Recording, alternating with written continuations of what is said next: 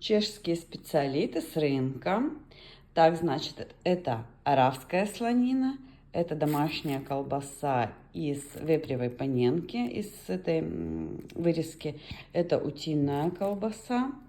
Это тоже какое-то мясо.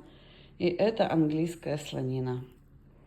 Такие все, ой, очень аппетитно. Все пахнет, и такой вот лаваш узбекский, тоже с рыночка. Приятного всем аппетита!